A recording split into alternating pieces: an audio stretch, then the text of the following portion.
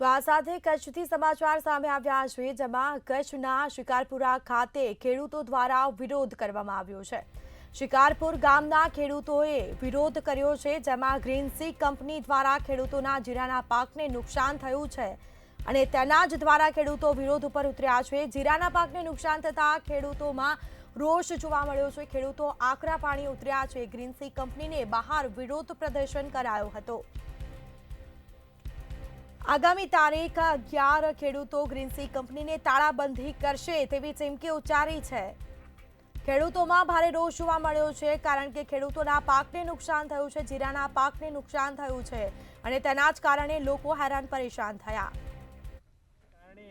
સ્થાનિક જમીન ઉપર અમે આવ્યા, તંત્ર તો આવવાની કોઈ તાકાત ધરાવતું નથી। નપાણ્યું તંત્ર છે, અધિકારીઓ સરકારને બદનામ કરી રહ્યા છે। સરકાર સારું કામ કરે છે કિસાનો ખેડૂતો માટે, પણ અધિકારીઓ હપ્તા વૃત્તિ સ્પષ્ટ શબ્દમાં કહું છું આજે આવ્યા નથી। અમે 7 દિવસ પહેલા અલ્ટિમેટમ આપેલું હતું, લેટર દીધેલું હતું કે આવી રીતના ફરિયાદ છે, નથી આવ્યા। આ જીરા વાવેલું છે, ગામમાં મોંઘું પાક હોય તો જીરાનું પાક છે, આની મોંઘી દવાઓ હોય, આના 4 પાણીની અંદર ઊભો થઈ જાય। આજે 5 પાણી ખેડૂતે પાવવા છતાં પણ આજે જીવડું ઊભો નથી થયો।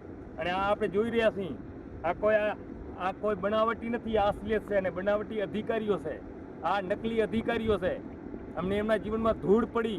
આવા અધિકારીઓ જીપીસીબીના ચેરમેન સંજીવભાઈ, તમારે તો ડૂબી મરવું જોઈએ। અને એનાથી પર જે આ ફાલ્ગુનીભાઈ મોદી છે ને, એમને તો શરમ આવી જોઈએ। સારા કપડાં પહેરતા હે આરો તરીકે, આરોને લાયક નથી આ માણસ। જોઈ જો આ કેમિકલ સ્પષ્ટ રીતે દેખાય। આ બાજુમાં ફેક્ટરી છે, આ ફેક્ટરીનું સીધો કેમિકલ આ ખેડૂતોના ખેતરોમાં ભળી ગયું છે। આ જળ જમીન અને વાયુને નુકસાન કરી દીધું છે, છતાં પણ ગુજરાત કંટ્રોલ બોર્ડ, પોલ્યુશન બોર્ડના અધિકારીનો પેટનું પાણી નથી હાલતું રહ્યું। આવે છે, હપ્તા લઈને જતો રહે છે। આવા અધિકારીને સસ્પેન્ડ કરવાની અમારી માંગણી છે। આની ઉપર તો કાર્યવાહી થતી થાય। પ્રથમ કાર્યવાહી જીપીસીબી ને જે આરો છે એના ઉપર થવી જોઈએ, આરો ઉપર ફરિયાદ થવી જોઈએ। કાયદો કાયદાનું કામ કરશે તો કાયદો કાયદાનું કામ કરે।